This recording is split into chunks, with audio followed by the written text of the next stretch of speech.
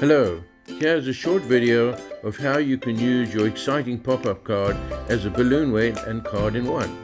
Firstly, remove the card from its packaging and the envelope inside. The card will automatically spring open. Fold it flat again so that you can write your own personal message in the message panel provided on the back. Allow the card to pop open again to attach the ribbon and balloon. Create a loop in the ribbon and secure this inside the base of the card as shown in the diagram.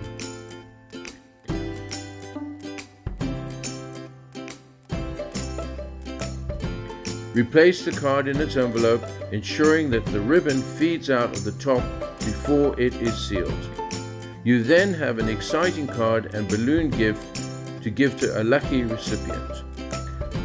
The card springs open when taken out of the envelope and now acts as a balloon weight and a collectible greeting. A perfect gift for all occasions. Enjoy!